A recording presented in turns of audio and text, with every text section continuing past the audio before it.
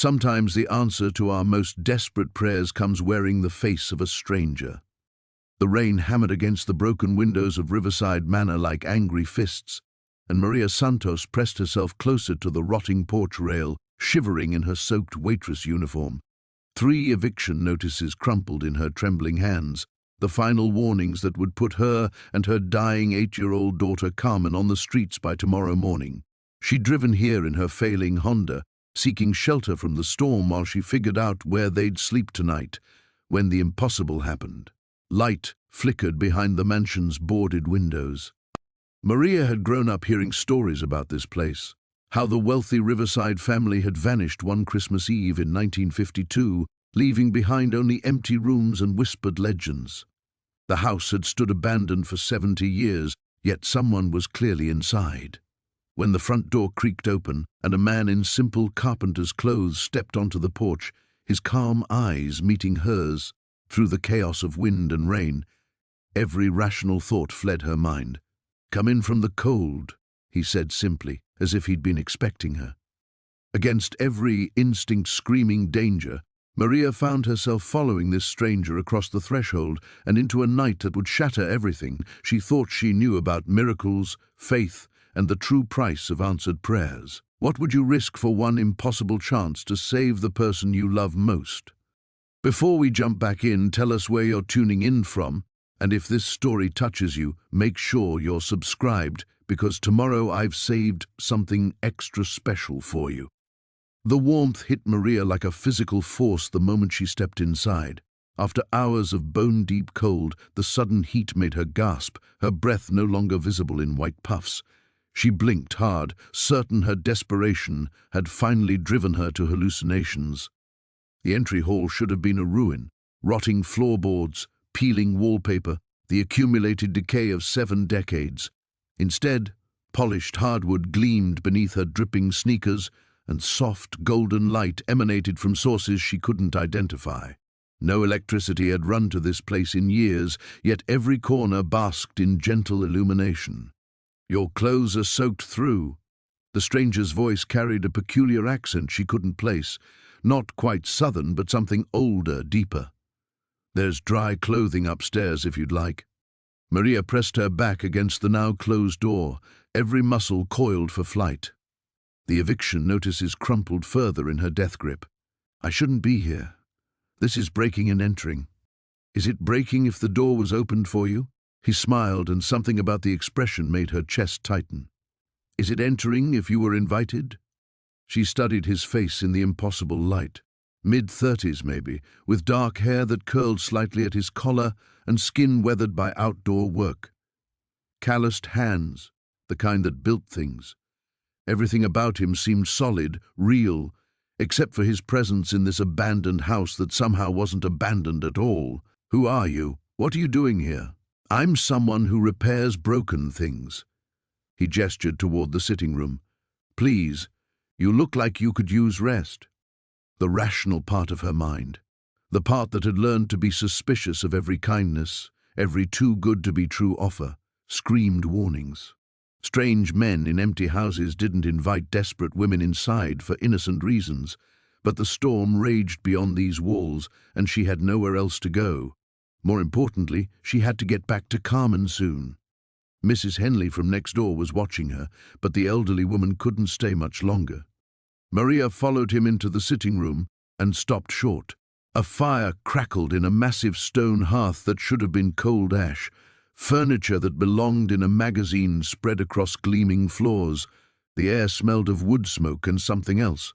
Fresh bread. This doesn't make sense. She sank onto a chair without invitation, exhaustion winning over caution. This place has been empty for 70 years. Has it? He settled across from her, leaning forward with his elbows on his knees.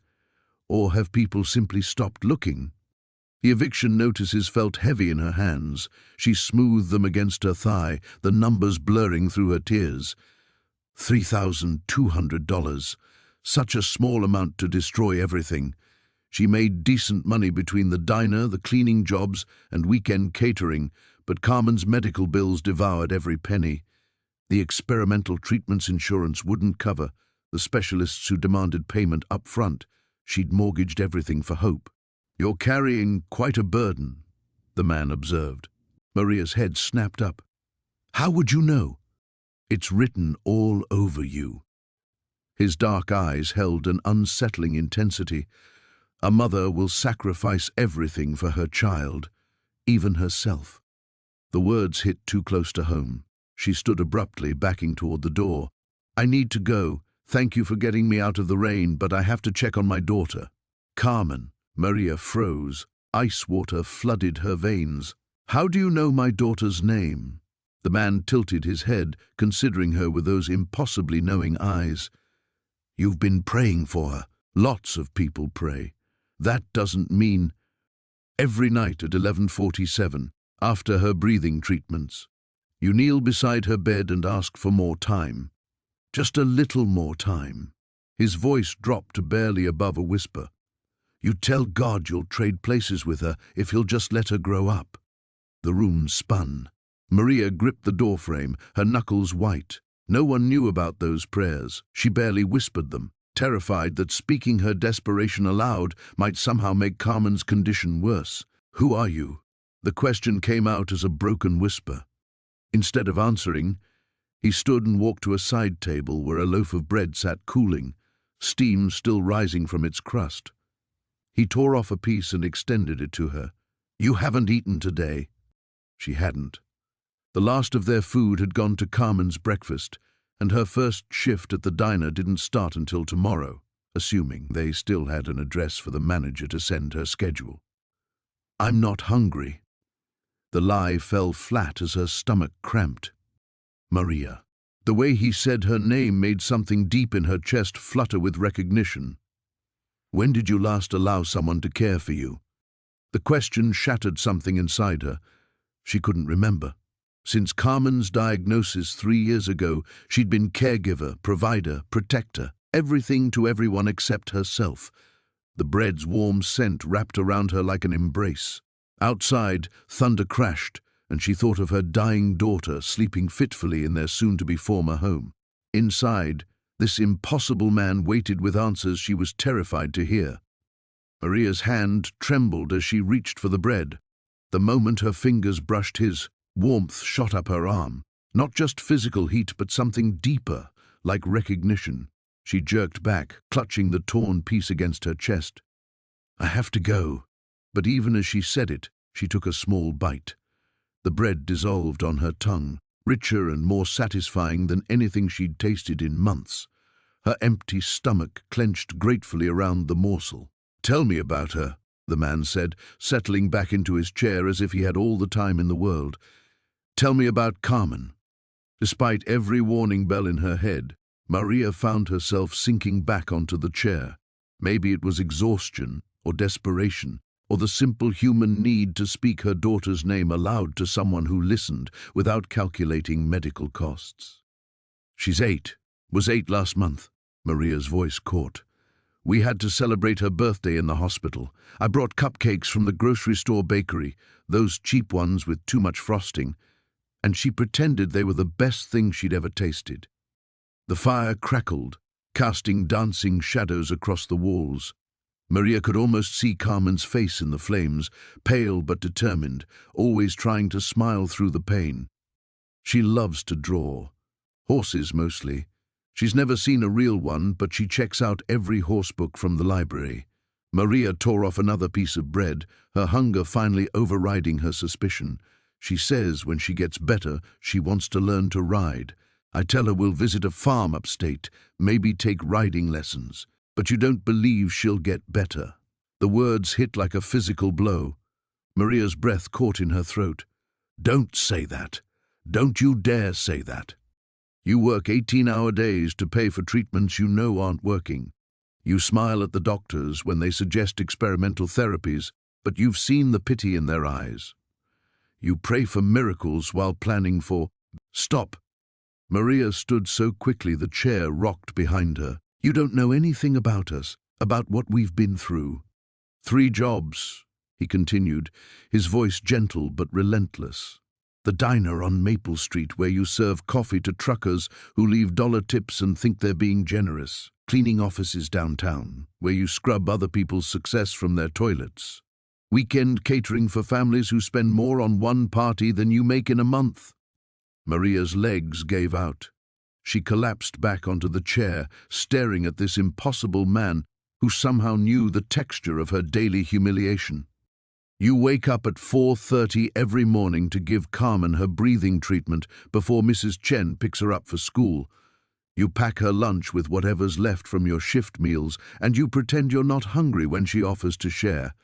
You smile when she shows you drawings of horses because you can't afford to buy her the art supplies she really wants. Tears stream down Maria's cheeks. How could you possibly know? Your hands, he said simply. They tell stories. Maria looked down at her palms, red and cracked from industrial cleaning chemicals, a burn scar on her thumb from the diner's grill, calluses from scrubbing, lifting, carrying. These weren't the hands of a woman who'd ever been cared for. You drive a 1997 Honda with a broken air conditioner and a radio that only gets static. The engine makes a grinding noise you can't afford to fix. You keep a 5-gallon gas can in the back because you never know when you'll have enough money to fill the tank. The specificity was devastating. Maria had told no one about the gas can, about the night she'd sat in that car outside the hospital, calculating whether she had enough fuel to get home. Your daughter thinks you're the strongest person in the world, the man continued. She doesn't know you cry in the shower because it's the only place she can't hear you. She doesn't know you gave up your own medications to pay for hers. Stop. The word came out as a sob. She doesn't know you've already called the funeral home to ask about payment plans. Maria doubled over, grief tearing through her chest like broken glass. She'd made that call last week, sitting in the hospital parking lot while Carmen underwent another round of tests. The funeral director had been kind, professional, understanding. They offered financing options for bereaved families. She'd hung up and vomited in the nearest trash can. "Who are you?" she whispered into her hands. When she looked up, he was studying her with something that might have been compassion. "I'm someone who sees you, Maria Santos, all of you.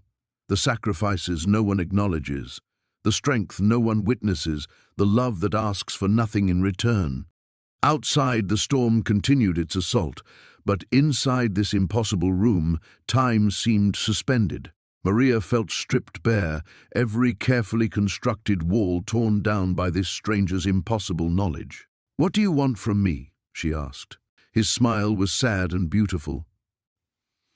"The question isn't what I want from you, it's what you're willing to receive." The words hung between them like a bridge Maria was afraid to cross. She wiped her face with the back of her hand, tasting salt and exhaustion. "I don't understand what that means." Her voice came out raw, scraped clean by the night's revelations. The man rose from his chair with fluid grace, moving to the fireplace. He placed his palm against the mantel, and Maria could swear the golden light in the room intensified.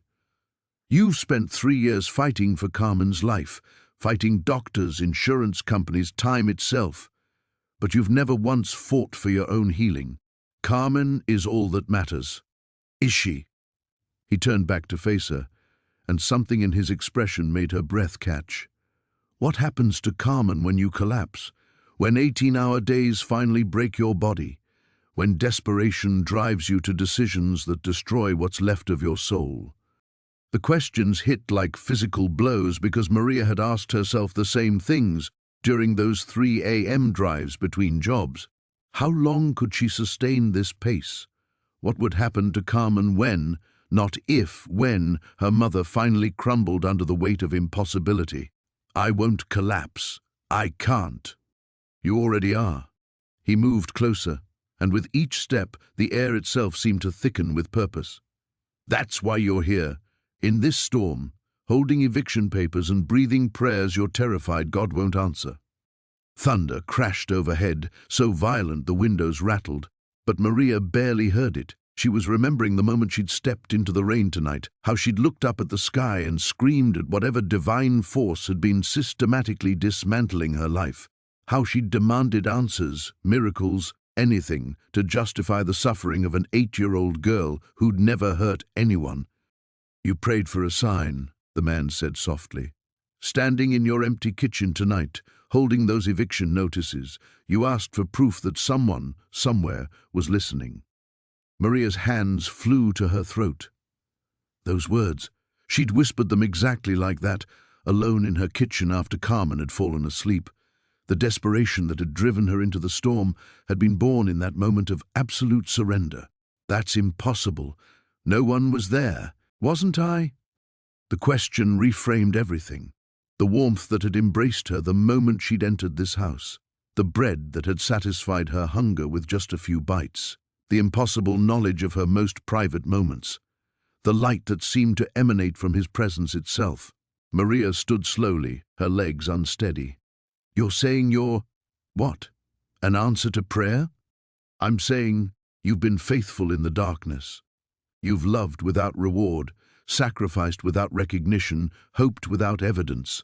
And now," he gestured around the impossible room, "you're being offered something beyond what you've dared to ask for." The words should have sounded like madness. Maybe they were madness. But as Maria looked around the room, at the fire that burned without logs being consumed, at the bread that remained warm hours after baking, at the golden light that cast no shadows, she felt something she hadn't experienced in 3 years. Wonder. "What are you offering?" The question emerged as barely a whisper. He smiled, and the expression transformed his entire face. "Carmen's healing. Complete, permanent, miraculous healing. She'll grow up strong and healthy. She'll learn to ride those horses she draws. She'll live to be a grandmother herself." Maria's heart stopped. Then it began beating so hard she thought it might break her ribs. "What's the cost?" "There's always a cost, isn't there?" His smile turned sad. "That's what you've learned. Nothing good comes without sacrifice. No healing without payment. No hope without collateral." She nodded, unable to speak. Every blessing in her life had been balanced by loss. Carmen's first breath had cost her marriage when her husband couldn't handle a sick child. Every experimental treatment had meant another piece of their normal life surrendered. Hope itself had become a luxury she paid for with sleepless nights and borrowed time. "But what if," the man continued, stepping closer, "the cost wasn't what you expected? What if healing your daughter required you to accept healing for yourself?" The concept felt foreign, impossible. "I don't need healing. I need Carmen to live. You need to remember who you were before you became just a caregiver, before you became just a worker, before you became just a prayer spoken into darkness, asking for nothing for yourself." Lightning flashed beyond the windows, illuminating the storm that raged outside this impossible sanctuary. Maria thought of her daughter sleeping in a house that wouldn't be theirs tomorrow. She thought of the eviction notices still crumpled in her fist. She thought of the medical bills that would continue whether they had an address or not. "What do you want me to do?" His eyes held depths that seemed older than the abandoned house around them. "I want you to choose, Maria. You can walk out that door right now, return to the life you know, fight the same battles with the same weapons that haven't worked for 3 years, or you can trust me with everything. Carmen's life, your own. The future you can't control and the past you can't change. You can let someone else carry the weight you've been carrying alone." The choice hung before her like a chasm. Everything she'd ever learned about self-reliance screamed warnings. But her daughter was dying, and this man, whoever or whatever he was offering the impossible. Outside, the storm waited. Inside, so did a miracle that demanded everything she thought she knew about faith. Maria stared at him, her mind reeling between desperate hope and paralyzing terror. The choice he offered felt like standing at the edge of a cliff with no way to see the bottom. Every instinct she'd developed, through 3 years of relentless struggle, screamed warnings at her. "I don't even know your name," she whispered, grasping for anything solid in a world that had suddenly turned fluid. "Names are important to you," he observed. "You need them to feel safe, to categorize, to understand. Of course they matter." I can't trust someone whose name I don't even know." But even as she said it, Maria realized how hollow it sounded. She'd trusted doctors whose names were on their coats, but whose faces she forgot between appointments. She'd trusted insurance adjusters whose names meant denials and delays. Names had become just another way the system held power over her. "You've trusted people with names who failed you," he said, reading her thoughts again with that unsettling accuracy. "Your ex-husband, David, who promised in sickness and in health but couldn't handle one sick child. Dr. Patterson, who prescribed treatments he knew wouldn't work because giving up hope felt worse than false hope. Mrs. Rodriguez from Social Services, who explained why Carmen didn't qualify for assistance while sitting in an office that cost more to furnish than Maria made in 6 months. Each name landed like a physical blow. Maria wrapped her arms around herself, suddenly cold despite the fire's warmth. "Stop it. Trust isn't about names, Maria. It's about knowing someone sees you completely and chooses to love you anyway." "Love?" The word felt foreign in her mouth. "You don't even know me." "Don't I?" He moved closer, and she caught the scent of sawdust and something clean, like rain on pine trees. "I know you gave up your antidepressants to pay for Carmen's breathing treatments. I know you tell her bedtime stories about a magical kingdom where all the children are healthy because you can't bear to read her books where characters die. I know you've worn the same pair of jeans for 2 years because every dollar you earn belongs to her." Maria's breathing became shallow. Each revelation felt like being turned inside out, every private shame exposed to this stranger's impossible knowledge. "I know you haven't looked in a mirror, really looked in 8 months, because you're afraid of what you'll see. I know you avoid your reflection because the woman staring back looks like a ghost of who you used to be." "Stop!" she choked out, backing toward the door. "I know you dream about the life Carmen would have had if she'd been healthy. Piano lessons and soccer games and sleepovers with friends. I know you wake up guilty for grieving a life she's never lived. Please, stop. And I know you blame yourself for her illness, for your poverty, for every door that's been slammed in your face. You've convinced yourself that if you were worthier, a better mother, a better person, a better believer, none of this would have happened." Maria's back hit the door, and she slid down until she was sitting on the floor, knees pulled to her chest.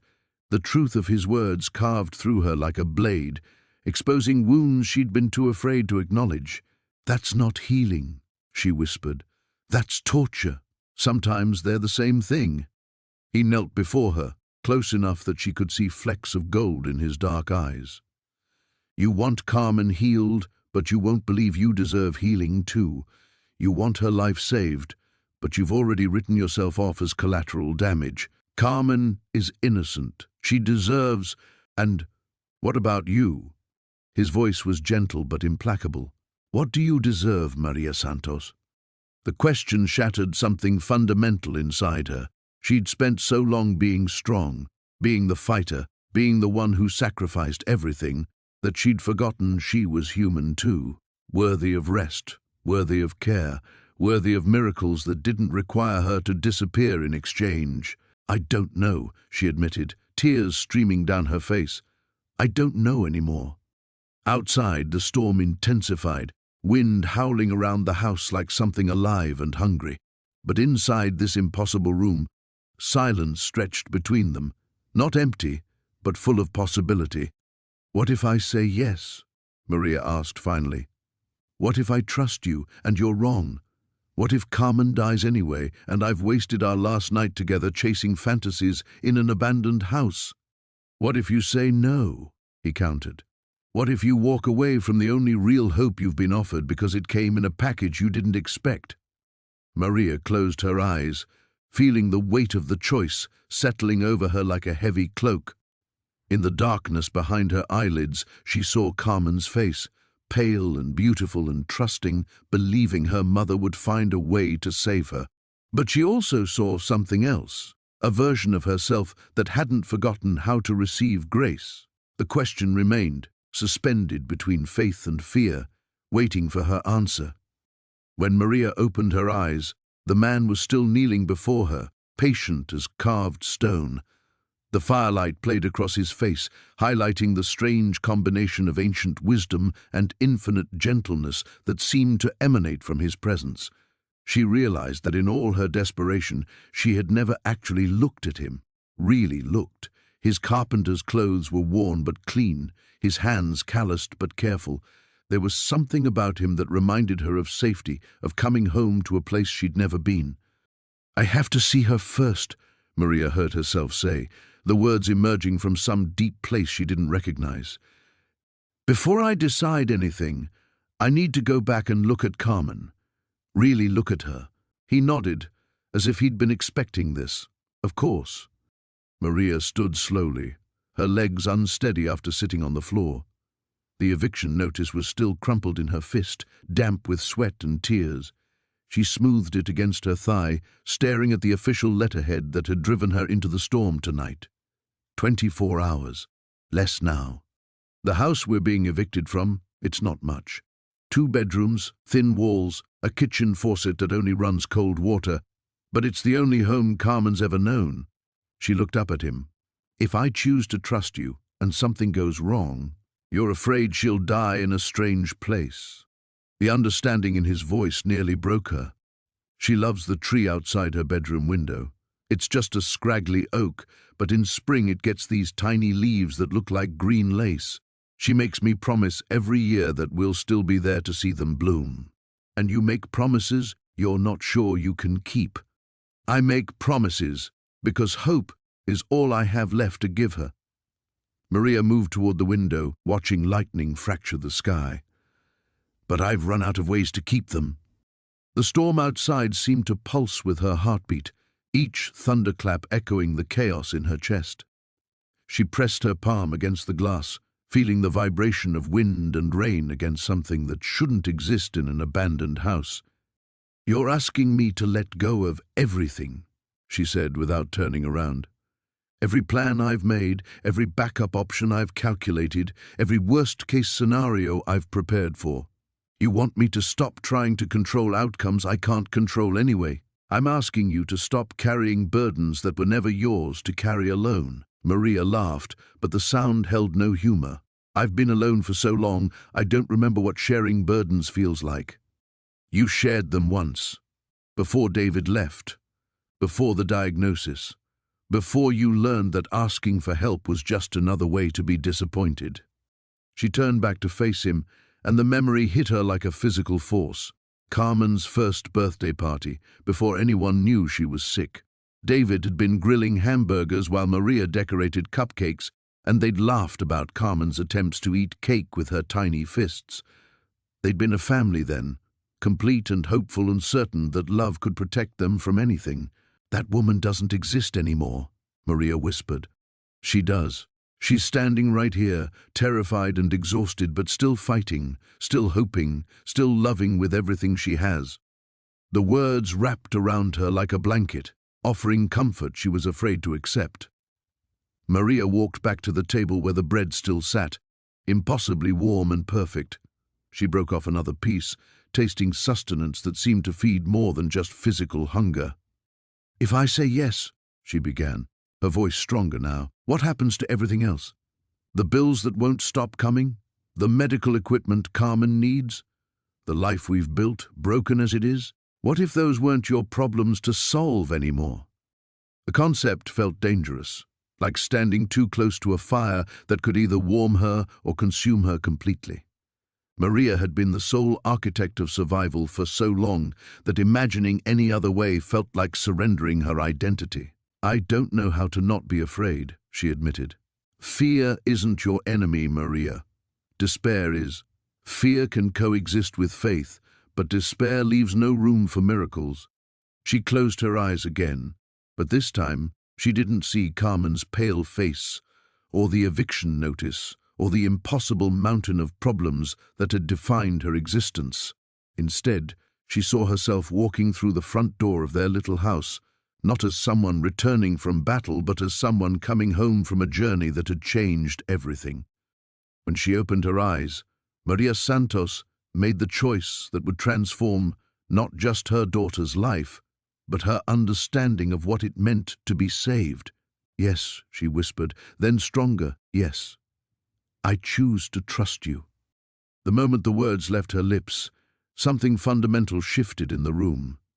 The golden light intensified, the warmth deepened, and Maria felt herself crossing an invisible threshold from which there would be no return. Outside, the storm began to quiet, as if the earth itself was holding its breath. Tests and allies. The silence that followed Maria's acceptance lasted exactly 3 heartbeats before the golden light began to pulse, and she realized her choice had unlocked something far more complex than simple healing. The man's smile faded, replaced by an expression both compassionate and grave. Your faith has opened the door, Maria, but walking through it will test everything you think you know about how miracles work. Before she could ask what he meant, the air in the room shimmered like heat waves rising from summer pavement. The walls began to shift, not physically moving but somehow expanding, as if the space itself was breathing. Maria pressed her hands against her temples as vertigo washed over her. What's happening? You chose trust over fear. Now the real work begins. He stood, and as he did, the room transformed around them. The rustic farmhouse interior dissolved, replaced by what looked like a hospital corridor stretching impossibly far in both directions. The golden light remained, but now it emanated from doorways that lined both sides of the hall. Every healing requires a journey, and every journey has guides. Maria's breath caught as figures began emerging from the doorways. A woman in scrubs appeared first, her dark hair pulled back in a ponytail, stethoscope draped around her neck. Her face was kind but serious, marked by the particular exhaustion that came from fighting death daily. Dr. Elena Vasquez, the woman introduced herself, extending a hand toward Maria. I've been Carmen's oncologist for the past 8 months, though you've never met me. Maria stared at the offered hand without taking it. That's impossible. Carmen doesn't have an oncologist. She has pediatric cardiomyopathy, not cancer. Dr. Vasquez's expression grew infinitely sad. Maria, Carmen has both conditions. The cancer is what's been causing the heart failure. Dr. Patterson hasn't told you because he believes the diagnosis would destroy your hope. The words hit Maria like a physical blow. She stumbled backward until the man's steady hand caught her elbow. No, that's not true. We've run every test, tried every treatment. For her heart, yes. Another figure stepped forward from a different doorway, an older man with silver hair and tired eyes. I'm Dr. James Patterson. And Elena is right. I've been protecting you from a truth I thought you couldn't handle. Maria's world tilted sideways. The eviction notice, the medical bills, the sleepless nights, all of it had been built on an incomplete foundation. How long? The cancer started 6 months ago, Dr. Vasquez said gently. It's aggressive, and at this stage conventional treatment would only extend her suffering, not her life. The golden light flickered as Maria's newfound faith warred with this devastating revelation. She turned to the mysterious man, accusation blazing in her eyes. You knew. This whole time you knew she was dying of cancer, not just heart disease. I know everything about Carmen's condition, he confirmed, including the fact that both her illnesses are completely healable. Then why didn't you just heal her? Why put me through this trial by truth? A new voice spoke from behind them. Because healing isn't just about the sick person. Maria spun around to find a woman who looked remarkably like herself, but healthier, stronger.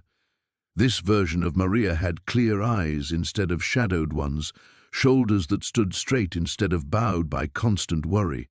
Her clothes were simple but well-fitted, and she moved with the confidence of someone who hadn't forgotten her own worth. Who are you? I'm who you become when you stop believing that suffering is the price of love, the other Maria replied. I'm who you are when you remember that caring for others doesn't require destroying yourself. The hallway began to shift again, walls dissolving to reveal a vast space filled with swirling mist and distant lights. More figures emerged, some familiar, some strange. Maria saw her mother, who had died when Carmen was 2. She saw David, her ex-husband, but this version looked haunted instead of angry. There was a small girl with bright eyes and healthy pink cheeks who looked like Carmen but radiated vitality Maria had never seen in her daughter. "These are your allies," the man explained, his voice echoing strangely in the transformed space. "Everyone who has loved you, everyone you've loved, everyone who will love you." Healing Carmen requires healing the entire web of relationships that connect to her life. Maria felt overwhelmed by the magnitude of what he was suggesting. "I just wanted my daughter to get better. I never asked for all this." "Miracles don't work in isolation," Dr. Vasquez said, stepping closer. "If Carmen is healed but you remain broken, her healing won't hold. If she lives but David never learns to love her illness-free life, the family fractures anyway. If she grows up healthy but you never recover from the trauma of almost losing her, the miracle becomes a burden." The healthy version of herself nodded. True healing transforms everyone it touches. That's why it's so rare and why it requires so much trust. Lightning flashed beyond the mist, reminding Maria that somewhere outside this impossible space, the storm was still raging. Somewhere beyond these revelations, Carmen lay sleeping in a house that wouldn't be theirs tomorrow, fighting battles her mother hadn't even known existed. "What do you need me to do?" The man smiled, and the golden light intensified around them all. "Learn the rules of love without fear. Practice faith without desperation. Remember who you were before you forgot you deserved saving too." The real test, Maria realized, was just beginning. The approach. The mist began to swirl faster, carrying with it whispers that sounded like prayers. Maria found herself standing at the center of this impossible gathering, surrounded by versions of people she'd known, lost, and might yet become. The weight of what lay ahead pressed down on her like the storm clouds that had driven her to this place. "Learning the rules," she repeated, her voice barely audible above the ethereal wind. "I don't even understand what that means."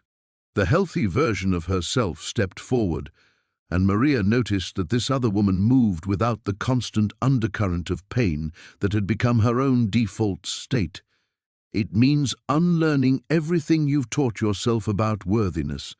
You've spent 4 years believing that your suffering proves your love for Carmen, that exhaustion is devotion, that if you're not in agony, you're not trying hard enough. Because it's true," Maria shot back, feeling defensive. "Good mothers sacrifice everything." "No." Her mother's voice came softly from the mist. Maria turned to see the woman who had raised her alone after her father left, who had worked double shifts as a nurse to keep food on the table. "Good mothers know that children need whole people, not martyrs." The words stung because they came from someone who had made the same mistakes. Maria's childhood had been defined by her mother's noble suffering, the constant reminder that everything was done for you, Mija. Love had always come with a price tag of guilt. Dr. Patterson moved closer, and Maria was startled to see tears in his eyes. "I need you to understand why I hid Carmen's diagnosis. 5 years ago I had another patient, a little boy with the same combination of conditions. When I told his mother the complete truth, she disappeared that night, took him from the hospital and drove off a bridge. I found her suicide note in my office the next morning." Maria felt ice spread through her veins. "You thought I would—" "I thought you were already hanging by a thread. The medical bills, the eviction, watching your daughter deteriorate without understanding why the treatments weren't working. Adding terminal cancer to that load seemed cruel when conventional medicine had nothing to offer anyway." The mysterious man stepped into their circle, and somehow his presence immediately diffused the tension crackling between them. "Truth withheld from fear becomes a poison. Truth shared with love becomes a bridge." "Easy for you to say." David's voice cut through the golden light. Maria's ex-husband emerged from the mist, but this version looked haunted rather than angry. Dark circles shadowed his eyes, and his shoulders carried a weight she recognized. "You weren't there when she got the first diagnosis. You didn't see Maria transform from the woman I married into someone who could only talk about symptoms and treatment schedules and insurance denials. You didn't watch our marriage disappear under the weight of an illness we couldn't fix."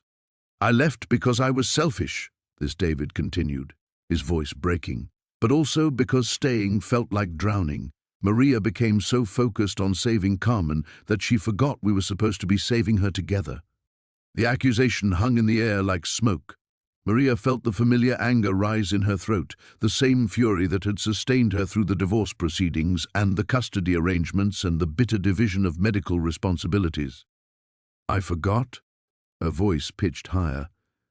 "You're the one who walked away. You're the one who decided that having a sick child was too inconvenient for your career plans. I decided that watching my wife disappear into someone I didn't recognize was killing me," David replied.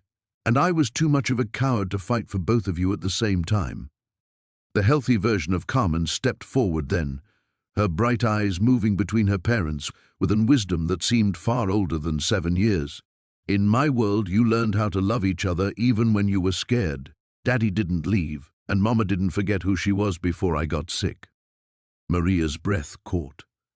This version of her daughter moved with an energy that seemed impossible.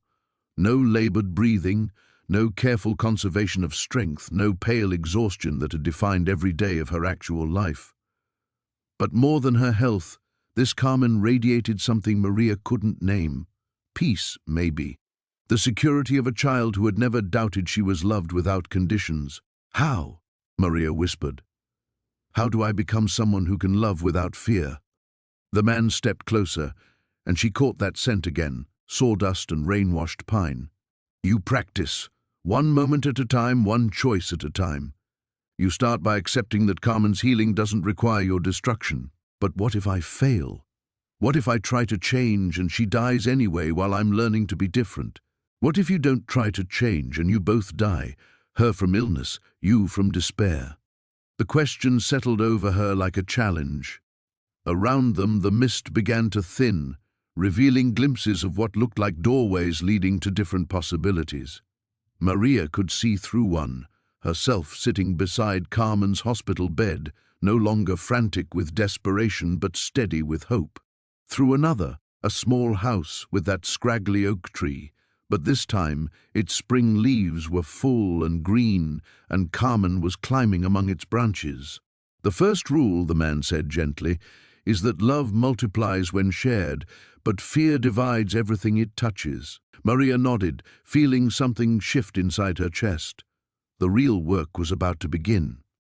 The doorways began to solidify around them, each one framing a different possibility, and Maria realized she was being asked to choose not just Carmen's fate, but the fundamental nature of reality itself.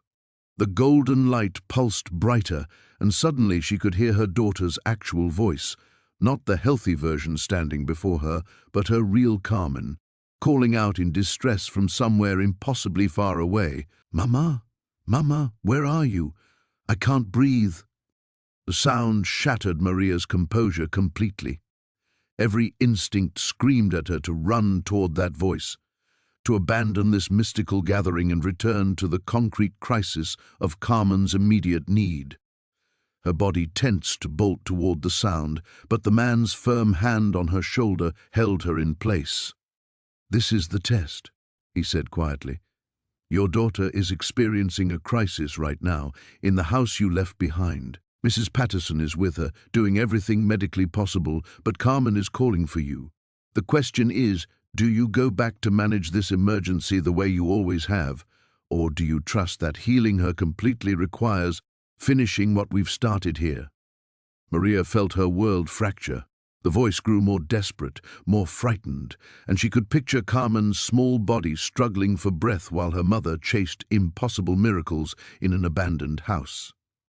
"I have to go to her. I have to—" "If you leave now," Dr. Vasquez said gently, "you'll save her from this crisis. The medications will work, her breathing will stabilize, and you'll buy another few weeks of borrowed time. But the cancer will continue spreading, and the next crisis will be worse. And if I stay?" Maria's voice cracked with anguish. The healthy Carmen stepped forward, her bright eyes serious beyond her years. "If you stay, Mama, this is the last time I'll ever struggle to breathe. But you have to choose to trust completely, even when everything inside you screams to go back to the old way of fighting." The sound of Carmen's distress grew louder, more urgent, and Maria felt herself beginning to break apart. 4 years of crisis management had trained her body to respond instantly to any sign of Carmen's suffering. Her muscles coiled to run, her mind raced through medical protocols, her hands literally shook with the need to take action. "I can't," she whispered, tears streaming down her face. "I can't listen to her suffer and do nothing. What kind of mother am I if I choose mystical promises over my child's immediate pain?" "The kind," said her own mother's voice, "who breaks the cycle of noble suffering that has defined our family for generations." The mist swirled, and Maria saw a vision that made her gasp. Herself as a child, crying inconsolably while her mother worked yet another double shift at the hospital. Then her mother as a child, abandoned by her own father who couldn't handle the responsibility of family, generation after generation of women who had learned that love meant sacrifice, that worthiness came through suffering, that asking for help was just another form of failure. "Carmen's crisis will pass," the man said, his voice cutting through her panic with impossible calm.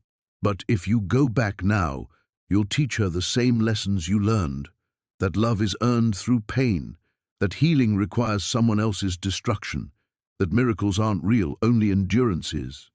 Carmen's voice called out again, weaker now, and Maria doubled over as if physically stabbed. Every fiber of her being rebelled against staying here while her daughter struggled. The choice felt impossible, inhuman, a test designed by someone who had never loved a dying child. "You're asking me to gamble with my daughter's life," she said, looking up at the man through tear-blurred vision. "To choose faith over action when action is all I've ever had." "I'm asking you to choose love over fear," he replied. "Even when fear disguises itself as love. Even when everyone you've ever known believes that suffering proves devotion." The healthy version of herself stepped closer, and Maria saw in her eyes a peace she couldn't imagine possessing. "In my world, Carmen never doubted she was worth saving without conditions. She never learned that love came with debt attached. She grew up knowing that healing was possible, that families could be whole, that miracles were as natural as breathing." The doorways began to pulse with urgent light, and Maria understood that time was running short. She could feel the pull of her old life, calling her back to manage another crisis, fight another battle, prove her love through another round of desperate action. It would be easier to return to what she knew, even if what she knew was slowly killing them both. But beneath Carmen's distant cries, she heard something else, the sound of her daughter laughing. The healthy version of Carmen was humming softly, a melody Maria had sung as lullabies during those first precious months before illness defined their relationship. The moment of choice had arrived, and Maria Santos stood at the crossroads between everything she had been and everything she might become. Maria's world shattered in the space between one heartbeat and the next. Carmen's voice cut through the golden light like a blade, weaker now, fading to a whisper that somehow reached deeper into Maria's soul than her earlier cries. "Mama, I can't, please." And then, silence. The absolute quiet that followed was more terrifying than any sound. Maria's knees buckled as the implications crashed over her. She had chosen to stay, chosen faith over action, and in that choice, she might have lost everything. "No," she breathed. Then louder, "No, no, no." She lunged toward the nearest doorway, desperate to return to her real daughter, to the concrete world where CPR and emergency rooms and medical interventions could still make a difference.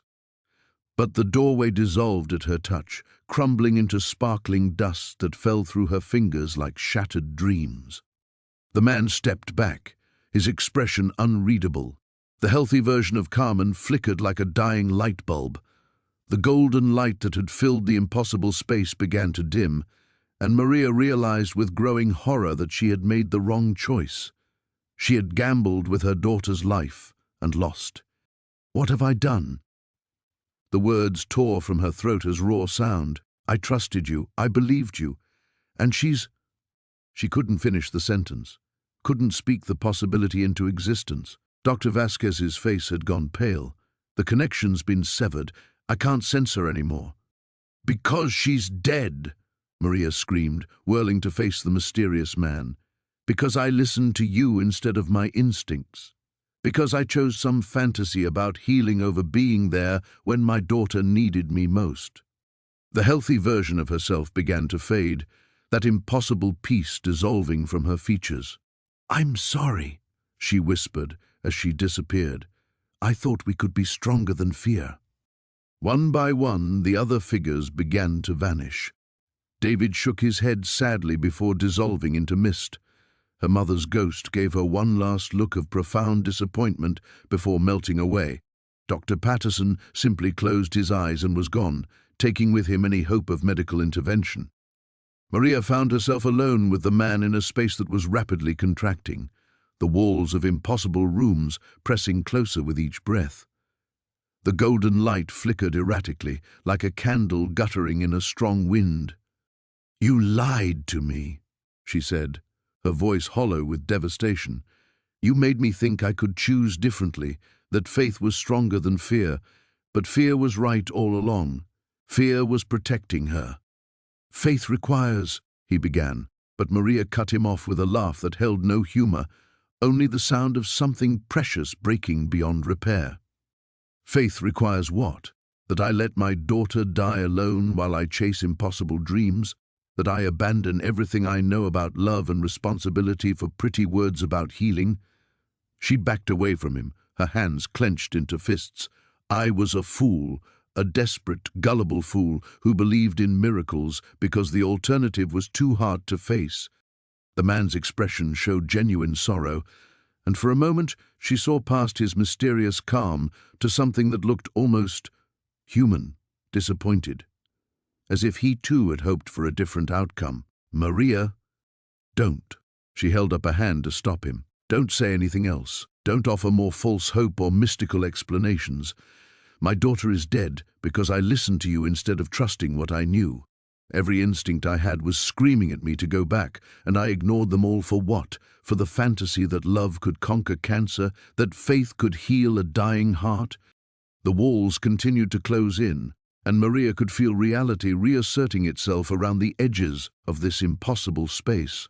Soon, she would be back in the mundane world, where sick children died despite their mother's prayers, where eviction notices didn't disappear because of miracles, where mysterious strangers were just delusional wanderers and abandoned houses were empty of everything except rats and regret.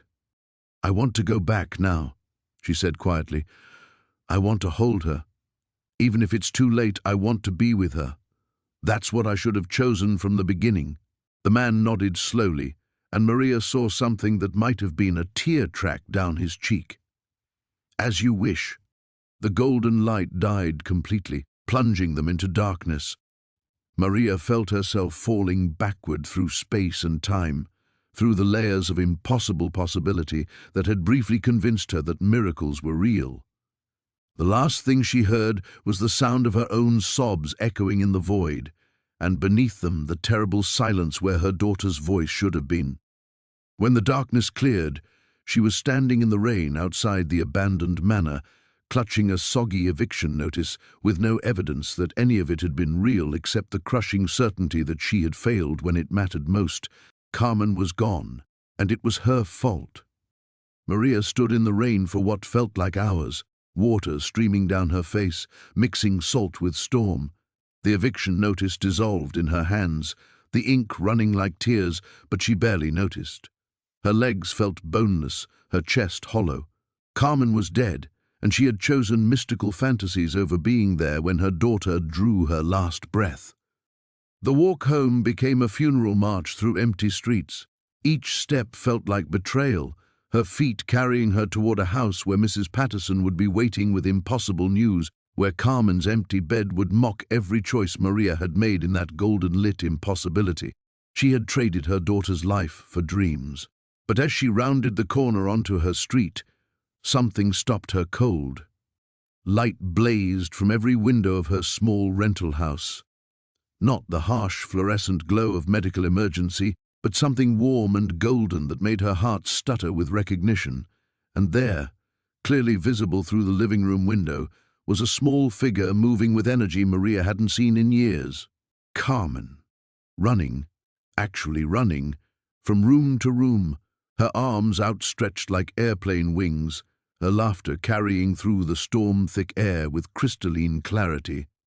Maria's knees nearly buckled.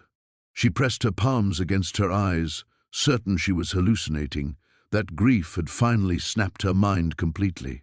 When she looked again, Carmen was still there, still moving with that impossible vitality, still radiating the kind of health that had only existed in Maria's desperate dreams.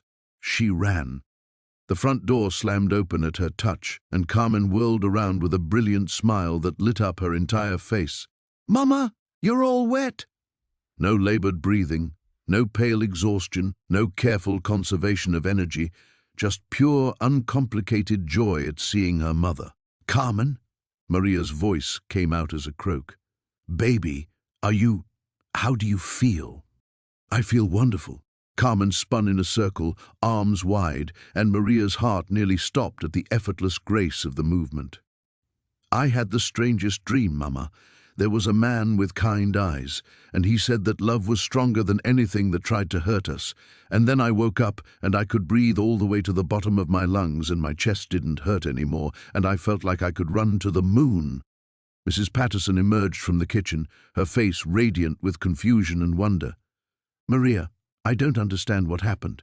One moment Carmen was struggling, her breathing was so labored, I was about to call the ambulance, and then she just sat up and said she felt better. Her color returned, her breathing normalized, and when I checked her pulse, it was strong and steady." Maria moved closer to Carmen, afraid to touch her, afraid this was some cruel dream that would shatter at contact. But when her fingers brushed her daughter's forehead, the skin was warm and dry. No fever, no clamminess, no sign of the constant low-grade illness that had defined her existence for 4 years. "The man in my dream," Carmen continued, settling into Maria's lap with the easy physicality of a truly healthy child. "He told me that sometimes healing happens when people choose love instead of fear. He said you had to make a very hard choice tonight, Mama. Did you choose love?" Maria's throat closed around emotions too large for words. She had chosen wrong, hadn't she? She had stayed when every instinct screamed to return, had gambled with Carmen's life based on impossible promises from a mysterious stranger. She had chosen poorly and somehow, impossibly, chosen correctly. "I tried to," she whispered against Carmen's hair. "I tried to choose love, but I was so scared I had chosen wrong." "The choice was never about staying or going," Carmen said with that strange wisdom that seemed far older than 7 years. "It was about trusting that healing doesn't require someone else's destruction. That love multiplies when shared instead of dividing when hoarded."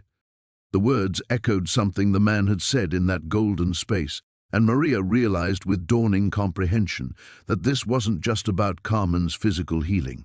Something fundamental had shifted in the fabric of their reality.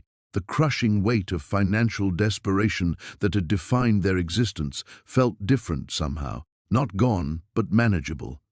The bitter isolation of fighting alone had transformed into something that felt like community, like support. Mrs. Patterson smiled, settling into the chair across from them. "There's something else, Maria. While you were out, Dr. Vasquez called. The hospital billing department made an error. Carmen's treatment has been covered by a grant program this entire time. The debt isn't yours to carry." Maria stared at her, then at Carmen, then around the small house that suddenly felt less like a trap and more like a home. The eviction notice was gone, dissolved in the rain, but somehow she knew that problem too had been resolved in ways she didn't yet understand. She had followed a stranger into an abandoned house expecting nothing, and found everything she had never dared to hope for. The revelation wasn't just that miracles were possible, it was that she was worthy of receiving them. The morning after arrived with an ordinary beauty that felt revolutionary. Maria woke in her own bed for the first time in months, without the immediate punch of dread, without her ears straining for signs of Carmen's distress. Instead, she heard something that made her heart skip, the sound of her daughter singing in the kitchen, voice clear and strong. carrying a melody Maria recognized from her own childhood. When she padded barefoot down the hallway, she found Carmen standing on a chair at the counter, carefully spooning pancake batter onto a hot griddle, the domestic normalcy of it. A 7-year-old making breakfast with the casual confidence of perfect health nearly brought Maria to tears again. "I wanted to surprise you," Carmen said, beaming. "Mrs. Patterson taught me the recipe before she went home. She said families should celebrate new beginnings with something sweet."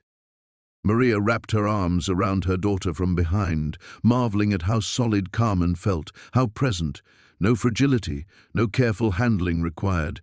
Just a little girl cooking pancakes for her mother on a Saturday morning, as if terminal illness had been nothing more than a bad dream they'd finally awakened from. "Baby, you don't have to take care of me," Maria murmured into Carmen's hair. "I'm not taking care of you," Carmen replied with matter-of-fact wisdom. "I'm celebrating with you. There's a difference." The pancakes were slightly lopsided and a little burnt around the edges, and they were the most delicious thing Maria had ever tasted. As they ate together at their small kitchen table, Carmen chattering excitedly about dreams and plans and all the things she wanted to do now that breathing didn't hurt, Maria felt something she hadn't experienced in 4 years, the luxury of thinking beyond survival. The phone rang just as they were finishing breakfast. Dr. Vasquez's voice carried a bewilderment that made Maria smile despite herself. "Maria, I need Carmen to come in for some follow-up tests. The scans from last week. Something's changed. Dramatically. I want to run them again to be certain, but the preliminary blood work shows markers I've never seen in a case like hers. It's as if the cancer just stopped." "Stopped?" Maria's grip tightened on the phone. "More than stopped. Reversed. The tumors appear to be shrinking rapidly, and her immune system is functioning at levels that honestly shouldn't be possible given her treatment history. I know this sounds impossible, but—" "Doctor," Maria interrupted gently, "I'm learning that impossible isn't quite as definitive as we thought." After scheduling the appointment, Maria found herself staring out the kitchen window at the world beyond their small house. The same neighborhood, the same struggling families, the same systems that had nearly crushed them. But her perspective had shifted fundamentally. The problems hadn't disappeared, but her relationship to them had transformed. Carmen tugged at her sleeve. "Mama, can we go see the house?" "What house, baby?" "The one where you met the man.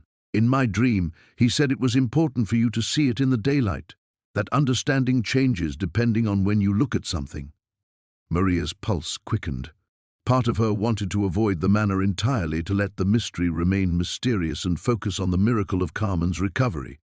But a larger part recognized that last night had changed her in ways she was only beginning to understand, and some changes required conscious integration. They walked hand in hand through streets that looked different in afternoon sunlight. Carmen skipped beside her with the easy energy of perfect health, occasionally breaking into spontaneous dances or stopping to examine flowers with the intensity of someone seeing color for the first time. The simple joy of walking without worry, without calculating distance against energy reserves, without planning for emergency stops, it felt like learning to breathe all over again.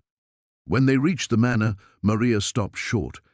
In daylight, the abandoned house looked exactly as it should, weathered, empty, showing no signs of recent habitation. Broken windows, overgrown yard, the unmistakable aura of a building that had been vacant for years, no golden light, no impossible warmth radiating from within. But Carmen smiled as if she could see something Maria couldn't. "He's not here anymore," she said simply. "But what happened here is still real. The choice you made, the love you chose, that doesn't disappear just because the magic looks different in sunlight." Standing there, holding her healthy daughter's hand, Maria understood something profound about faith and miracles. They weren't separate from ordinary life.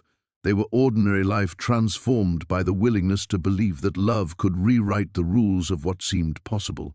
The manor was just a house, but it was also the place where she had learned she was worthy of receiving help, worthy of hope, worthy of miracles.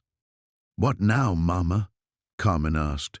And Maria heard in the question not just immediate plans for the day, but a genuine openness to whatever came next. For the first time in years, Maria Santos had an answer that didn't begin with crisis management or desperate measures. "Now we live," she said, squeezing Carmen's hand. "We just live." But even as the words left her mouth, Maria felt an unexpected weight settling in her chest. Living, truly living instead of just surviving, required more than accepting miracles. It demanded she confront everything that miracle had revealed about who she'd been before that night in the manor. The walk home passed in comfortable silence, Carmen occasionally darting ahead to chase butterflies or examine interesting rocks with the boundless curiosity of a child whose energy wasn't rationed by illness. Each spontaneous burst of activity reminded Maria of what she'd almost lost, what she'd been prepared to lose, and the devastating acceptance she'd carried for so long. At home, Carmen settled into drawing at the kitchen table, while Maria found herself gravitating toward the stack of bills that had accumulated on the counter. Even with the medical debt mysteriously resolved, the reality of their financial situation remained stark. 3 jobs barely covering rent and groceries, no savings, no buffer against the next crisis. The miracle had healed Carmen, but it hadn't erased the systemic poverty that had made Maria desperate enough to follow a stranger into an abandoned house during a thunderstorm. "Mama?" Carmen's voice pulled her from the calculations. "You look worried again." Maria forced a smile. "Just thinking about practical things, baby. The man in my dream said something about that." Carmen set down her crayon with the serious expression she wore when processing something important. "He said healing one thing sometimes shows you all the other things that need healing too, that miracles aren't endings, they're beginnings." The observation struck Maria like a physical blow. Carmen was right. The desperate woman who had followed a stranger into impossible golden rooms hadn't just been seeking medical healing. She'd been carrying years of accumulated shame, self-doubt, and the grinding exhaustion of a system designed to keep people like her struggling. The eviction notice might be gone, but the landlord who'd served it remained. The medical debt had vanished, but the healthcare system that created such debt continued crushing other families. Carmen was healed, but hundreds of other children suffered while their parents made impossible choices between medicine and food. "He said something else too," Carmen continued, her young voice carrying that strange wisdom that seemed to come from somewhere beyond her 7 years. "He said that people who receive miracles have a responsibility, that grace isn't just for keeping, it's for sharing." Maria sank into the chair across from her daughter, feeling the full weight of what lay ahead. The mysterious man hadn't just offered healing, he'd offered transformation. But transformation, she was beginning to understand, wasn't a passive gift, it was an active choice that had to be made again and again. Over the following days, as Carmen's strength returned in ways that left Dr. Vasquez speechless and humbled, Maria felt something crystallizing within her. The experience at the manor had shattered her understanding of what was possible, but it had also revealed the scope of what needed changing. She couldn't return to the desperate, isolated existence they'd lived before, accepting crumbs and calling it life. The first phone call came on Thursday morning. Mrs. Patterson, her voice trembling with excitement, explained that she'd been thinking about other families in their neighborhood facing similar struggles. What if we organized something? A support network for parents dealing with children's chronic illnesses. People shouldn't have to face what you faced alone. The second call followed that afternoon. Dr. Vasquez, still marveling over Carmen's impossible recovery, wanted to document their story. Not for medical journals, he assured her, for hope. Other families need to know that miracles are possible, that healing can come from unexpected places. By week's end, Maria found herself at the center of something she'd never anticipated. A community of people drawn together by the recognition that individual miracles meant nothing if they didn't inspire collective action. The manor had shown her that love could transcend the seemingly impossible, but sustaining that transcendence required commitment beyond a single night of mystical intervention. Standing in her living room on Sunday evening, Surrounded by neighbors sharing stories and resources, Maria caught Carmen watching from the hallway with that knowing smile that seemed far too wise for her years. "You're doing it," Carmen whispered when their eyes met. "Doing what?" "Finishing what you started." The man said healing spreads when people choose to let it, but it dies when people try to hoard it. Carmen padded over and slipped her small hand into Maria's. "You're not hoarding it, Mama." Looking around at the faces gathered in their small house, Mrs. Patterson organizing meal trains, Dr. Vasquez explaining insurance advocacy, other parents sharing hard-won wisdom about navigating systems designed to defeat them, Maria understood with startling clarity that her real test hadn't been in that golden room. It had been everything that came after, the choice to let transformation reshape not just her circumstances, but her understanding of what she owed the world. The road back from miracle to ordinary life wasn't about returning to who she'd been. It was about becoming who the miracle had revealed she could be. Not just for Carmen, but for everyone still standing in the rain outside their own abandoned houses, waiting for someone to believe they deserved shelter. That Monday morning, Maria woke to find Carmen standing at the bedroom window, her small frame silhouetted against dawn light, perfectly still in a way that sent ice through Maria's veins. For a terrifying moment, the old fear crashed back. Had the miracle faded? Had whatever impossible healing occurred in that golden room proven temporary? "Carmen?" Her voice came out strangled. Carmen turned, and Maria saw tears streaming down her daughter's face, though her breathing remained strong and clear. "Mama, I can see them." "See who, baby?" "All the other children, the ones still waiting." Carmen pressed her palm against the glass. "In my dreams, I can see them in hospital beds, in houses like ours, with parents who pray the same prayers you prayed. They're all waiting for someone to find the golden room." Maria's stomach clenched. She pulled Carmen close, feeling the solid warmth of her perfectly healthy daughter, and understood with devastating clarity what this moment represented. The mysterious man's final test wasn't about accepting a miracle, it was about what she chose to do with transformation once it was hers. The phone rang before she could fully process the implications. Dr. Vasquez's voice carried an urgency that made Maria's hands shake. "Maria, I need you to come in immediately. Not Carmen, you. There are people here who need to speak with you." 2 hours later, Maria sat in a conference room facing 5 strangers. Researchers from the National Institute of Health, a medical journalist, 2 physicians from children's hospitals in other states, and a representative from a pharmaceutical company whose logo she'd seen on Carmen's former medication bottles. Their faces carried the same bewildered hunger she'd seen in Dr. Vasquez's eyes, the desperate need to understand and replicate what had happened to Carmen. "Mrs. Santos," the lead researcher began, "your daughter's case represents the most complete spontaneous remission we've ever documented. Every marker, every scan, every blood panel indicates not just recovery but cellular regeneration at a level that shouldn't be medically possible." The pharmaceutical representative leaned forward. "We're prepared to offer substantial compensation for exclusive access to Carmen's medical records and ongoing monitoring. If we can isolate whatever caused this change—" "No." Maria's voice cut through the room like a blade.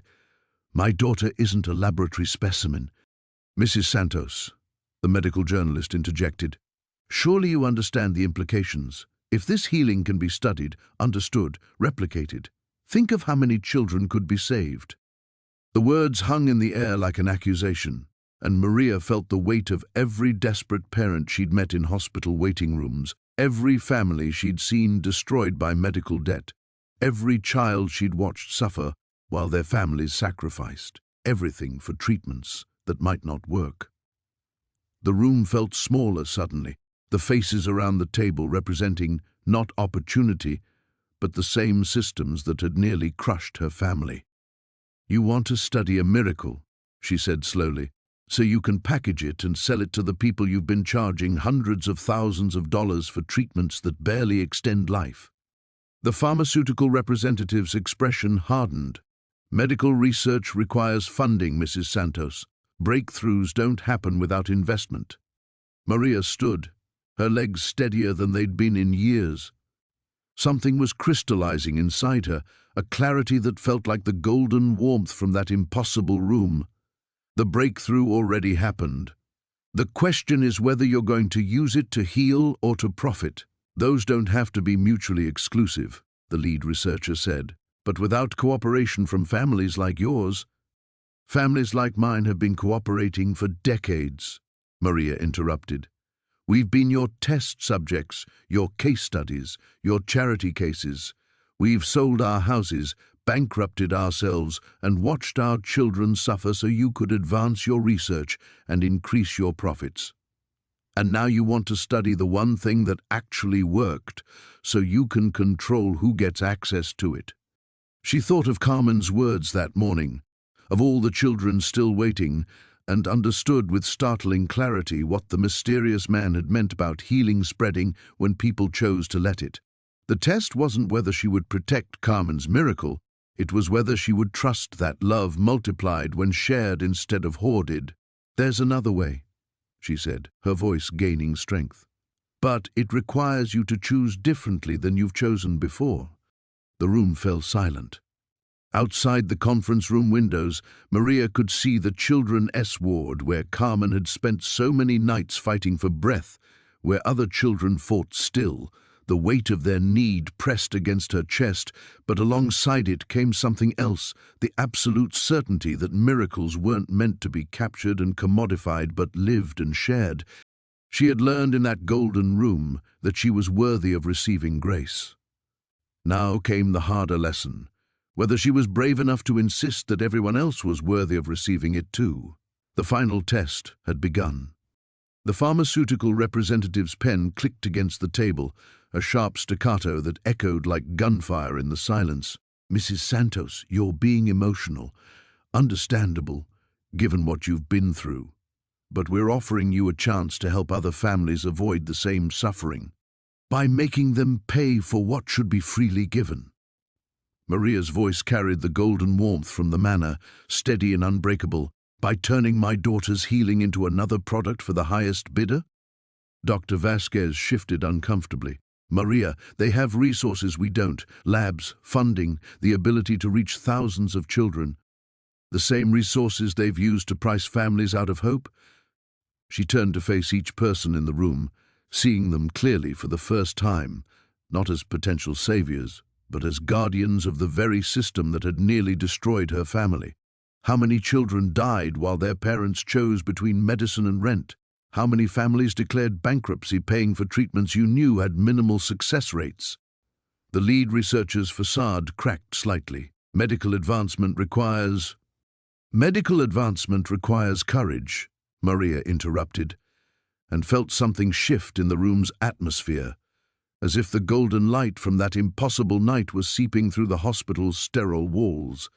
The courage to prioritize healing over profit, the courage to share knowledge instead of hoarding it, the courage to believe that miracles aren't meant to be captured and controlled, the medical journalist scribbled frantically. But surely you want Carmen's story told, the hope it could provide. Carmen's story isn't mine to sell. Maria thought of her daughter standing at the window that morning, seeing all the waiting children, and understood with crystalline clarity what the mysterious man had been preparing her for. But it is mine to live. She moved toward the window overlooking the children's ward, feeling the eyes of the room follow her. Below, she could see families huddled in waiting rooms, carrying the same desperate exhaustion she'd worn like a shroud for years. The same impossible choices, the same crushing debt, the same systems grinding hope into dust. You want to know what healed Carmen? She said, her voice carrying across the room with quiet authority. It wasn't a drug you can synthesize or a procedure you can patent. It was love, unconditional, inexplicable love that recognized her worth and mine without requiring payment or qualification or proof of deserving. The pharmaceutical representative laughed, a bitter sound. That's hardly a medical protocol, isn't it? Maria turned back to face them. When did you last offer treatment without checking insurance coverage? When did you last prioritize a child's healing over a profit margin? When did you last see families as anything other than revenue streams or research opportunities? The room erupted in defensive voices, protocols, regulations, necessary processes, the complexity of modern medicine. But underneath their words, Maria heard something else, the same fear she'd carried for years, the fear that there wasn't enough, not enough funding, not enough miracles, not enough healing to go around, the scarcity that justified rationing hope. She raised her hand, and something in her posture, some echo of golden light and impossible warmth, brought silence back to the room. The miracle isn't that Carmen was healed. The miracle is that healing is possible for everyone. But it requires us to choose love over fear, sharing over hoarding, trust over control. That's not how medicine works, the lead researcher said, but his voice lacked conviction. Because you won't let it work that way. Maria felt Carmen's presence somehow, that wise 7-year-old consciousness that seemed connected to something infinite and generous. You've built a system that profits from desperation, that treats healing as a commodity instead of a birthright. And now you want to do the same thing to the one thing that actually worked. She moved toward the door, then stopped, remembering the question the mysterious man had posed in that golden room, the question about her worthiness, about what she believed she deserved. She'd answered it that night, but now she understood it wasn't just about her. Every child in that ward downstairs deserves what Carmen received. Not because their families can pay for it, not because they meet your research criteria, but because they exist, because love doesn't require justification. She looked at each face around the table. The question isn't whether you can study what happened to Carmen. The question is whether you're brave enough to let it change how you understand healing itself. The pharmaceutical representative stood, his expression hardening into familiar corporate resolve. Mrs. Santos, you're making a mistake. Without proper channels, without scientific oversight, without our resources, you can't help anyone. Maria smiled, feeling the warmth from that impossible night flowing through her like liquid light. I'm not trying to help anyone. I'm trying to love them, and love doesn't require your permission. She reached for the door handle, knowing that stepping through it meant choosing a path none of them could control. Behind her, she heard the rustle of papers, the murmur of voices already planning alternatives, already calculating how to proceed without her cooperation. The final confrontation wasn't with them. It was with her own fear that she wasn't strong enough to trust in the love that had saved Carmen, wasn't brave enough to insist that same love belonged to everyone. Outside the door, other families waited. The real test was just beginning. Maria stepped into the hospital corridor, and the door clicked shut behind her with the finality of a vault closing. The sound reverberated through her chest, and for a moment, the magnitude of what she'd just refused threatened to buckle her knees. Millions of dollars in research funding, international recognition, the chance to have Carmen's healing studied by the world's leading medical minds. She'd walked away from all of it. The families in the waiting area looked up as she passed, mothers with hollow eyes, fathers clutching insurance forms, children connected to portable oxygen tanks. Their faces reflected the same desperation she'd worn for years, the same grinding hope that had nearly destroyed her spirit. Each one represented a choice she was making, a path she was choosing for reasons she couldn't fully explain to anyone, least of all herself. Her phone buzzed. A text from Mrs. Patterson. Carmen's asking when you'll be home. Says she has something important to tell you. Maria's hands trembled as she typed back, "On my way." But instead of heading directly to the parking garage, she found herself walking toward the children's oncology ward where Carmen had spent so many nights fighting for breath. The hallway stretched before her like a gauntlet, each room a reminder of the magnitude of suffering she'd just turned her back on. The pharmaceutical representative's words echoed in her mind, "Without our resources, you can't help anyone." What if he was right? What if her refusal to cooperate condemned other children to the same agony Carmen had endured? What if her principles were just elaborate selfishness disguised as moral clarity?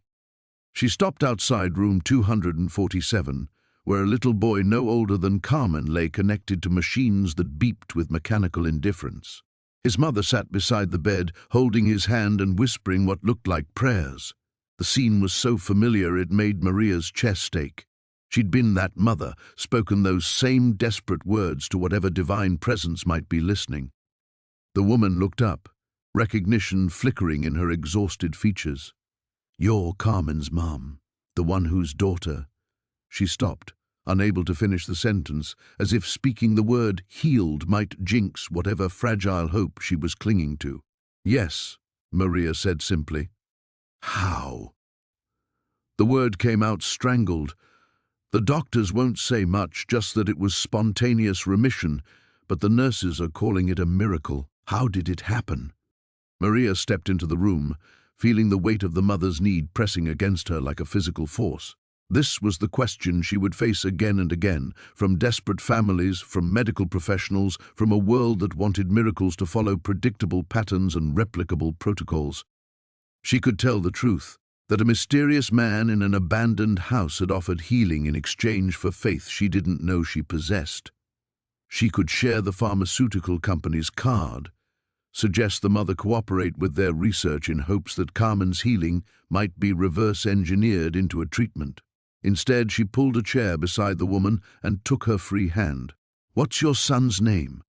"David," the mother's voice broke on the syllable. "He's 6. He loves dinosaurs and superhero movies and asks me every day when he can go home and play with his dog." Maria felt something shifting inside her chest, the same golden warmth she'd experienced in that impossible room. Not the warmth of supernatural intervention, but something more fundamental, the recognition of shared humanity, shared love, shared desperation, transformed into shared hope. "What if I told you that healing doesn't always look like what we expect?" she said quietly. "That sometimes miracles come through community instead of medicine? That love multiplied becomes more powerful than any treatment?" The woman's grip tightened. "I don't understand." "Neither did I, but I'm learning." Maria glanced at David, his small chest rising and falling with labored breaths, and made a choice that felt like stepping off a cliff. "Can I give you my phone number? Not because I have answers, but because no one should face this alone." As she wrote her contact information on a napkin, Maria understood with devastating clarity what sacrifice meant. It wasn't the grand gesture of refusing corporate money or defying medical establishments. It was this: giving up the safety of anonymity, the comfort of keeping her miracle private, the protection of letting someone else bear responsibility for healing the world. Walking back through the hospital corridors, past the conference room, where powerful people were undoubtedly calculating how to proceed without her cooperation, Maria felt something settling into place. The pharmaceutical representative had been wrong about one thing: she did have resources.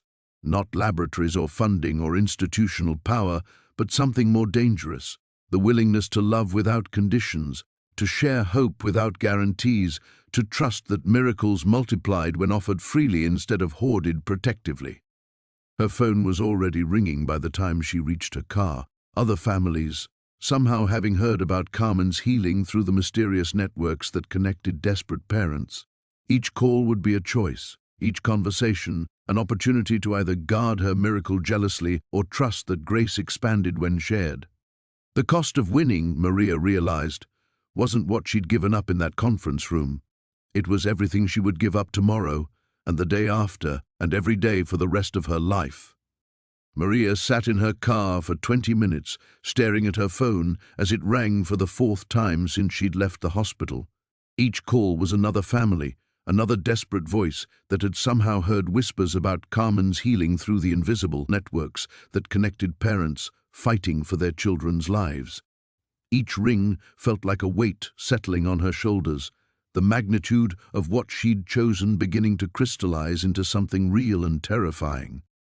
The pharmaceutical representative's business card lay crumpled on her passenger seat. She could still call them back, still say she'd changed her mind, still hand over Carmen's medical records and retreat into the safety of letting institutional resources handle the crushing need she'd witnessed in David's mother's eyes. It would be easier, safer, more logical. Instead, she answered the fifth call. "Mrs. Santos?" The voice belonged to a man strained with exhaustion. "My wife's cousin works at the hospital. She said your daughter was healed from leukemia. Is that true?" "Yes," Maria said simply, the word carrying more weight than any she'd ever spoken.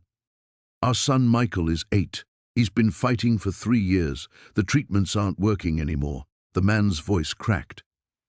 "I know this sounds crazy, but we don't know where else to turn. Can you tell me what happened?" Maria closed her eyes, feeling the golden warmth from that impossible night pulsing in her chest like a second heartbeat. She thought of the mysterious man's words about healing spreading when people chose to share it, about miracles multiplying when offered freely instead of hoarded. She thought of Carmen standing at their window that morning, seeing all the waiting children with 7-year-old clarity that adults lost somewhere along the way to practicality and fear.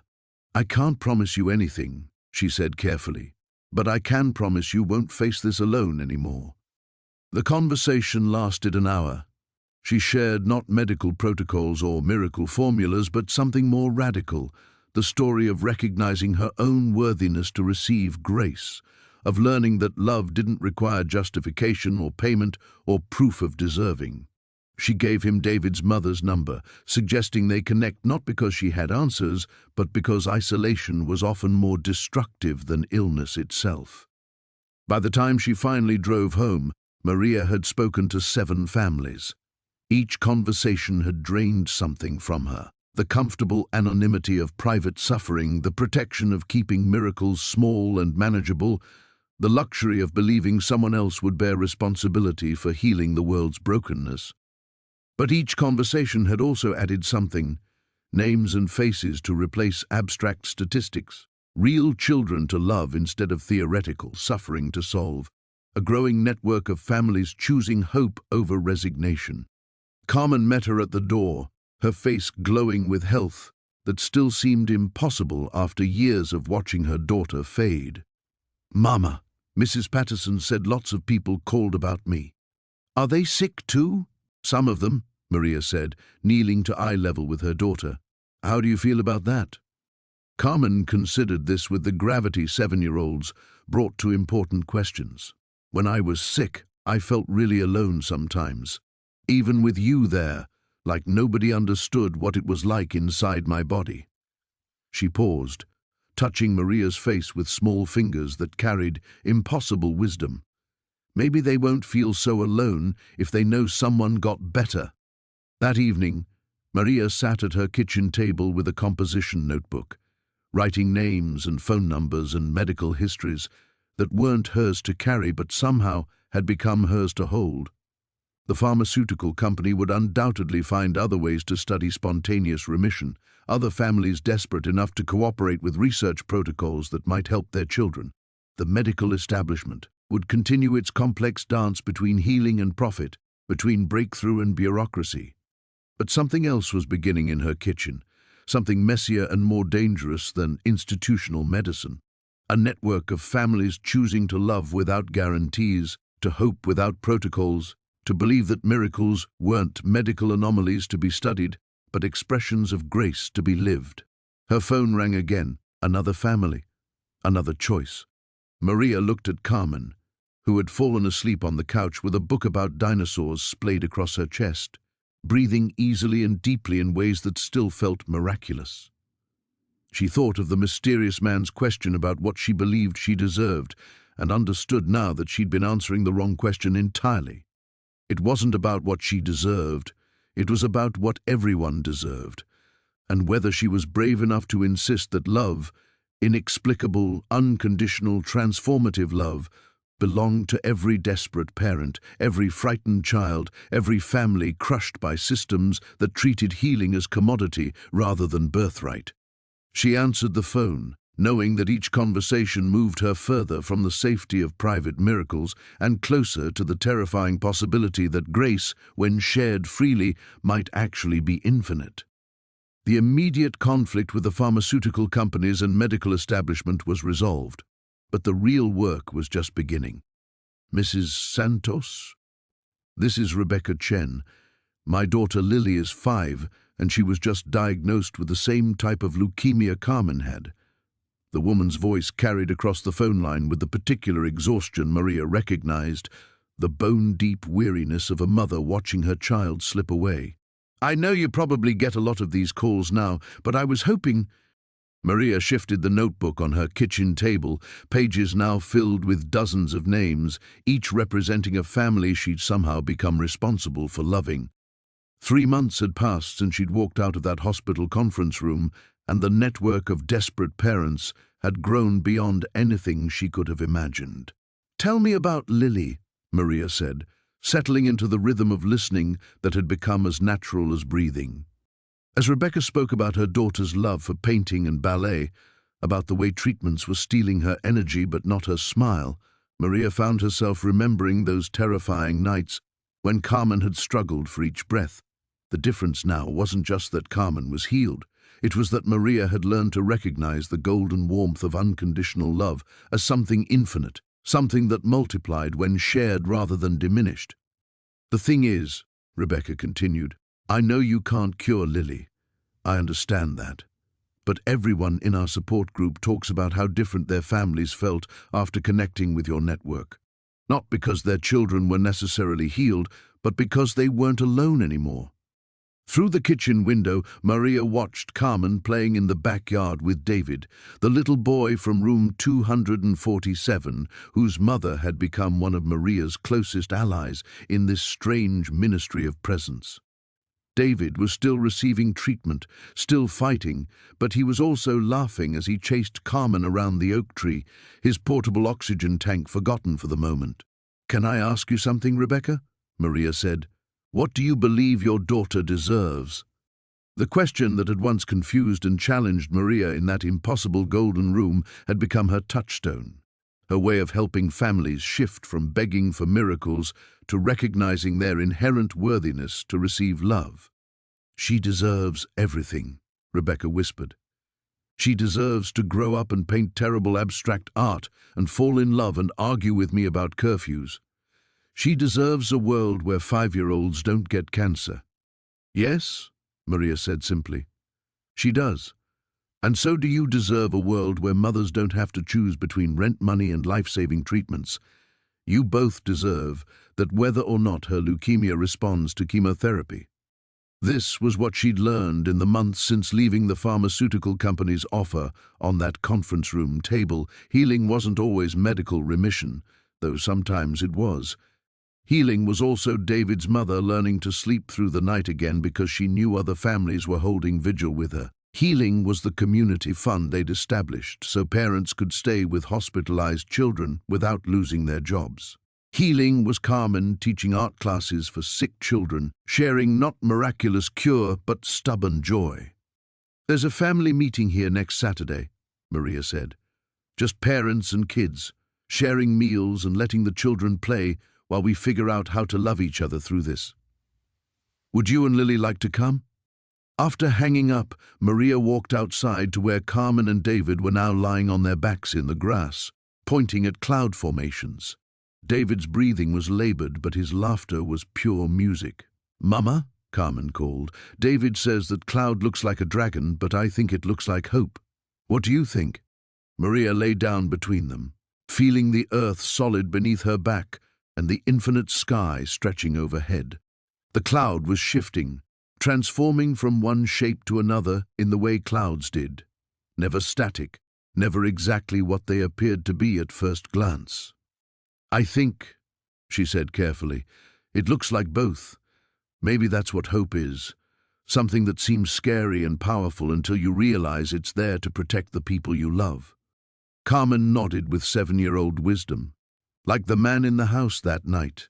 I remember him now, sort of. He felt like hope and dragon at the same time." Maria's breath caught.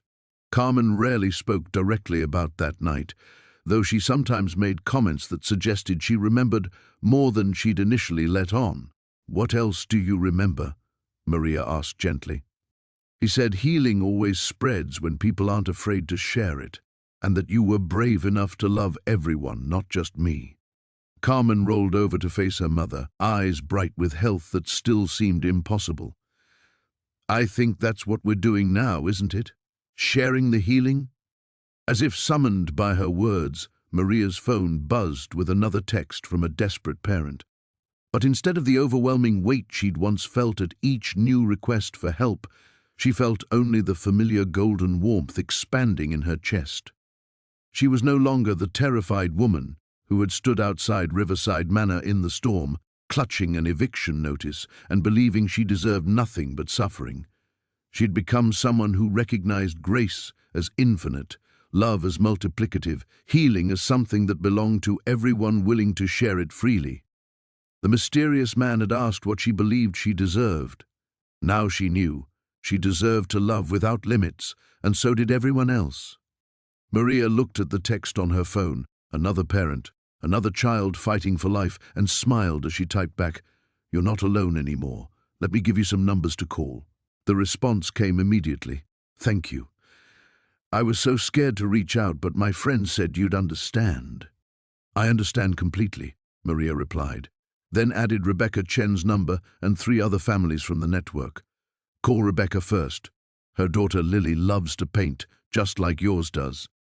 Carmen sat up from the grass stains on her shirt and dirt under her fingernails, beautiful evidence of a childhood that cancer hadn't stolen. "Another family?" "Another family," Maria confirmed. "Good," Carmen said with the matter-of-fact certainty that had replaced the frightened whispers of her sick days. Nobody should have to be scared alone. David's mother appeared at the back gate, her face showing the particular relief Maria had learned to recognize, the expression of someone who'd stopped holding their breath, waiting for catastrophe. "How's he doing today?" she asked, watching David attempt a cartwheel with more enthusiasm than coordination. "Better than yesterday," David's mother said. "The new treatment is helping, but more than that." She gestured toward the backyard where children's laughter mixed with the sound of Carmen teaching another child from their network how to throw a proper football spiral. "More than that, he's not afraid anymore. None of us are." This was the miracle Maria had learned to recognize, not the elimination of illness, though sometimes that happened, but the transformation of fear into love, isolation into community, desperation into hope that multiplied rather than diminished when shared. Her phone rang again. A familiar number now, Dr. Martinez from the Children's Hospital. "Maria? I have a family here, the Johnsons. Their daughter Emma was just admitted, and they specifically asked if I knew how to reach Carmen's mother." His voice carried professional neutrality, but Maria heard the subtle warmth underneath. "They said someone from your network gave them my name." The medical establishment had initially been skeptical of Maria's growing community of families. Some doctors worried about false hope, about parents seeking miracle cures instead of proven treatments. But gradually they'd begun to see what Maria saw. Families who stayed engaged with medical care because they weren't drowning in isolation. Children who responded better to treatments when surrounded by love instead of fear. Parents who could advocate effectively for their children because they weren't bearing the emotional weight alone. "I'll call them tonight," Maria promised. "What room number?" After she hung up, Carmen appeared at her elbow with the particular expression that meant she was about to say something important. "Mama, do you think the man from the house is proud of us?" Maria knelt down to meet her daughter's eyes that glowed with health and wisdom beyond her years. "What do you think?" "I think he knew this would happen. When he healed me, he was really healing all of us. All the families, all the kids who weren't even sick yet but might be someday." Carmen paused, working through thoughts too large for 7-year-old vocabulary. Like throwing a rock in a pond, and the circles just keep getting bigger. That evening, after David's family had gone home, and Maria had spoken with the Johnsons and added 3 more names to her notebook, she and Carmen sat on their front porch in the gathering twilight. The house that had once felt like a fortress against an uncaring world now felt like a hub, a place where healing radiated outward in ever-widening circles. "Mama," Carmen said, leaning against Maria's shoulder, "do you remember what you used to say when I was really sick? About how you weren't good enough for miracles?" Maria's throat tightened. "I remember." "You were wrong," Carmen said simply. Not because you were good enough, but because everyone is good enough. The sick kids and the scared moms and the dads who cry in hospital bathrooms when they think nobody's looking. Everyone. A car pulled up to the house across the street, a family from their network, coming home from another hospital stay. Maria waved, and they waved back with the particular solidarity of people who understood that healing was work done in community, that miracles were most often found in the willingness to love without guarantees. Her phone buzzed with a message from Rebecca Chen. Lily painted a picture today. She says it's hope and dragons and healing all mixed together. I finally understand what you meant about deserving everything. Maria typed back. She painted the truth. Save me a copy? Already making one for you, came the reply.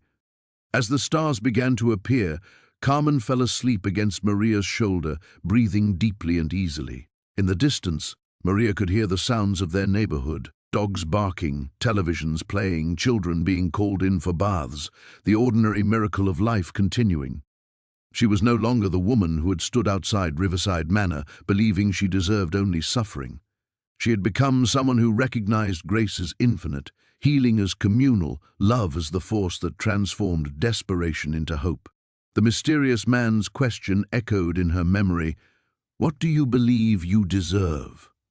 Now she knew the answer that had been waiting all along. Everyone deserved everything. And miracles happened when people became brave enough to love as if that were true.